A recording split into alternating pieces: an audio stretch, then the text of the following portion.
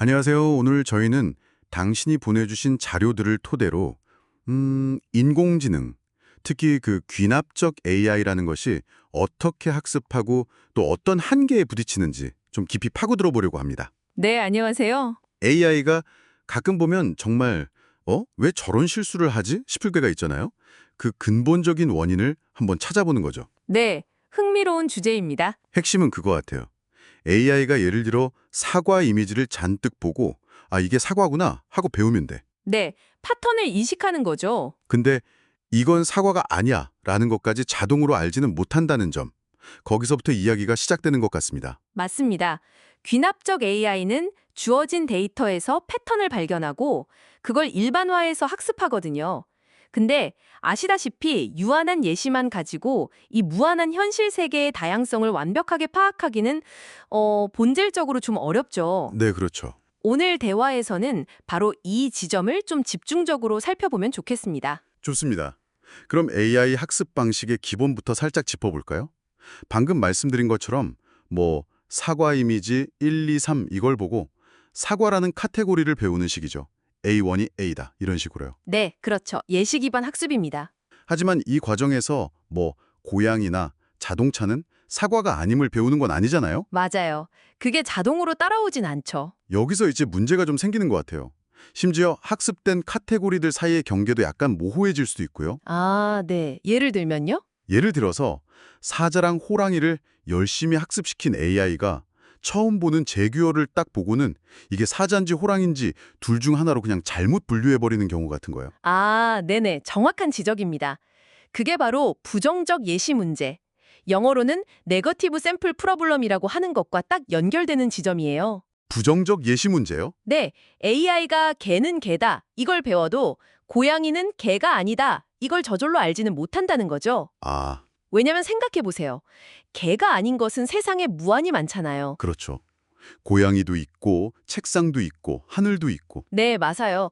그걸 전부 다 이건 개가 아니야 라고 가르치는 건 사실상 불가능하거든요. 그렇군요. 이게 바로 귀납적 학습 방식이 가진 어떻게 보면 근본적인 한계 중 하나라고 할 수 있습니다. 그래서 AI는 자기가 배운 범주에 속하지 않는, 그러니까 완전히 새로운 망가를 딱 마주쳤을 때 나 이거 모르겠는데? 이렇게 말하기보다는 네, 그냥 자기가 이미 알고 있는 범주 중에 뭐 하나로 억지로 끼워 맞추려고 하는 그런 경향이 생기는 거군요. 정확합니다. 모른다는 선택지를 갖기가 굉장히 어려운 구조인 거죠. 자기가 아는 세상 안에서 어떻게든 답을 찾아내려고 하는 겁니다. 이 모른다는 걸 모르는 문제, 이게 생각보다 되게 다양한 분야에서 실제 오류로 나타나는 것 같아요.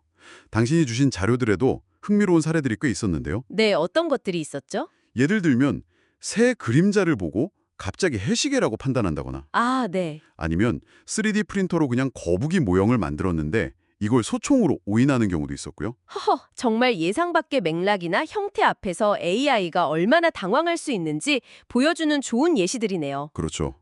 또 다른 예로 그 특정 질병 진단 모델 이야기도 있었잖아요. 아, 네.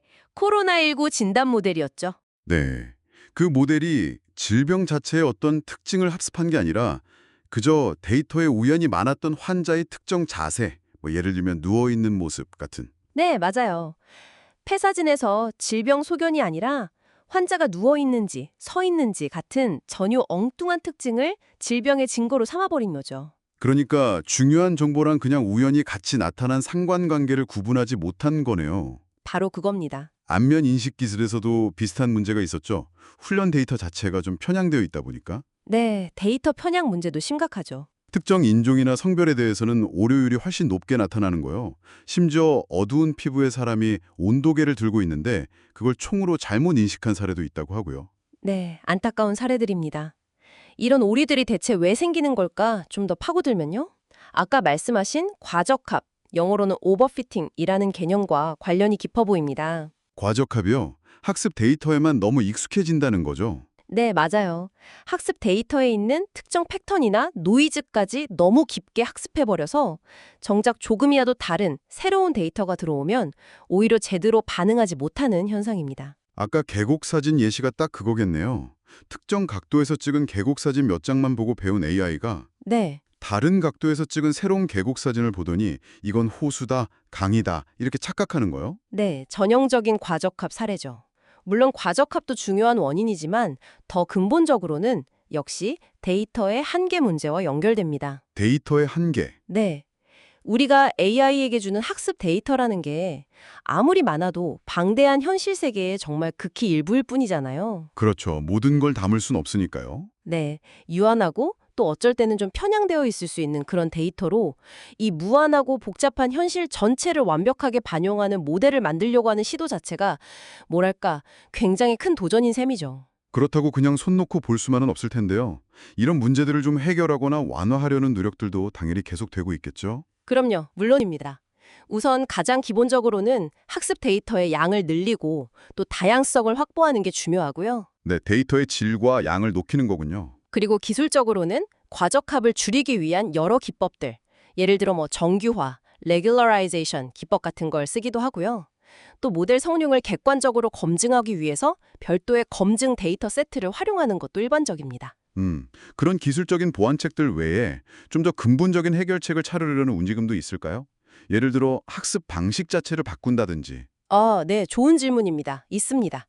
예를 들어서 지금 활발히 연구되는 분야 중 하나가 신경기호, 영어로는 뉴로심볼릭 접근법이라는 건데요. 신경기호요? 네, 이건 기존 신경망의 강점인 패턴 인식 능력과 전통적인 기호주의 AI의 강점인 논리적 추론 능력을 좀 결합해보려는 시도예요. 아, 패턴만 보는 게 아니라 논리적으로 생각하는 능력까지요? 그렇죠. 단순히 데이터 패턴만 기계적으로 외우는 걸 넘어서 보다 깊은 이해와 논리적인 판단을 AI가 할 수 있게 만들려는 연구라고 보시면 됩니다.